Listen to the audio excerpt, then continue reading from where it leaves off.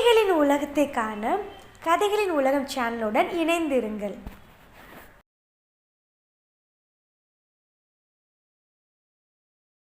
ஒரு பிச்சைக்காரன் ஒருத்தன் வழியில போயிட்டு இருந்தான்.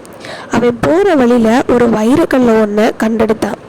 அது வைரக்கல்லு தான் அப்படின்னு தெரியாம அவன் கூட இருந்த நாய்க்கு அந்த கல்லை போட்டு விட்டான். அந்த கல்லை பார்த்த ஒரு வைர வியாபாரி இந்த கல்லோட மதிப்பு தெரியாம இவன் நாய்க்குள்ள கட்டி வச்சிருக்கான் அப்படின்னு மனசுல நினைச்சாரு.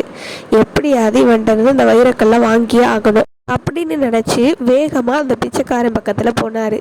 பிச்சைக்காரன் வேகமா இவர்கிட்ட இருந்து ஏதாவது கிடைக்கும் அப்படின்னு சொல்லிட்டு ஐயா ஐயா அப்படின்னு கூப்பிட ஆரம்பிச்சான். இவர் எதுவுமே சொல்லாம அந்த கல்லையே பார்த்துட்டு இருந்தாரு. கொஞ்ச நேரம் அமைதியா நின்ற அவரு உடனே அந்த பிச்சைக்காரங்கிட்ட கேட்டாரு, எனக்கு அந்த கல் வேணும் அப்படின்னு சொன்னாரு.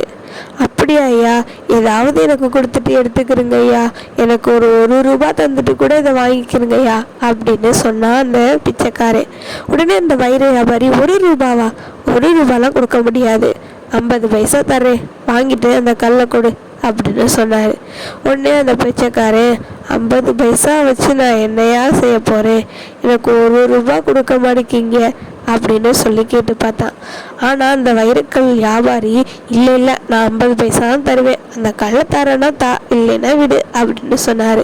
உடனே அந்த பிச்சைக்காரன் அந்த இடத்த விட்டு நகர்ந்து போனான். இதை எல்லாத்தையும் இன்னொரு வைர வியாபாரி பார்த்துட்டே இருந்தார். உடனே அந்த பிச்சைக்காரங்கிட்ட வந்தார். ஏப்பா, இந்த கல்லை நான் வாங்கிக்கிறேன், அதுக்கு உனக்கு 1000 ரூபாய் தரேன் அப்படின்னு சொன்னார். உடனே அந்த பிச்சைக்காரனுக்கு ரொம்ப சந்தோஷம்.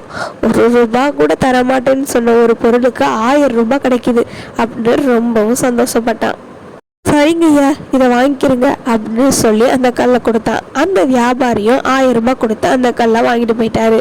உடனே இதெல்லாம் பார்த்துட்டு இருந்த முதல் வியாபாரி வேகமா ஓடி வந்து, அட ஏமாளி முட்டாள், இது பல லட்சங்கள் போற கல், அதை போய் வெறும் 1000 ரூபாய்க்கு வித்துட்டு இவ்வளோ சந்தோஷமா இருக்க அப்படின்னு கேட்டாரு. உடனே அந்த பிச்சைக்காரன் வேகமா சிரிக்க ஆரம்பிச்சான். ஐயா, எனக்கு அந்த கல்லோட மதிப்பு தெரியாது, இன்னொன்று, எனக்கு இந்த 1000 ரூபான்னு சொல்கிறது பெரிய காசு, இது எனக்கு ரொம்ப சந்தோஷம் தரும்.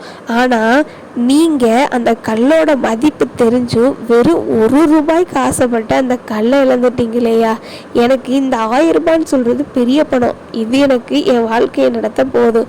1 ரூபான்னு சொல்கிறது உங்களுக்கு ஒரு சின்ன பணம், அதை கொடுத்து இந்த கல்லை வாங்க கூட உங்களால் முடியலை, நீங்கள் தானே ஏமாந்தது, ரொம்ப பேராசைப்பட்டுட்டீங்க அப்படின்னு சிரித்த மாதிரி சொல்லிட்டு அந்த இடத்த விட்டு கடந்து போனான். அந்த வியாபாரிக்கு அப்போ தான் புரிஞ்சிச்சு, ஆமாம், நான் அவனுக்கு கேட்ட மாதிரி 1 ரூபாய் கொடுத்துருந்தேன்னா பல லட்சம் கல் என் கைக்கு வந்திருக்கும். ஆனால் நான் 1 ரூபாய் கூட கொடுக்க மனசு இல்லையே, நான் ரொம்பவும் பேராசைப்பட்டுட்டேன், அவனை ஏமாத்தணும்னு நினச்சேன்னா நான் ஏமாந்து நிற்கிறேன். நான் ஏமாந்தப்ப கூட அதை ஏற்றுக்க மறுத்த என் மனசு அவனை தான் குறை சொல்லிச்சு. ஆமாங்க, பல நேரங்களில் நம்மளும் பேராசைப்படுறோம், பிறரை நம்ம குற்றப்படுத்துகிறோம், நம்மள்கிட்ட உள்ள குறைகளை மறந்து உங்களுடைய குறைகளை நீங்கள் கொஞ்சம் சிந்திச்சு பாருங்க. இந்த கதை உங்களுக்கு பிடித்திருந்தால் லைக் பண்ணுங்கள், சப்ஸ்கிரைப் பண்ணுங்கள், எல்லாருக்கும் ஷேர் பண்ணுங்கள். Thank you for watching. We will see in the next video.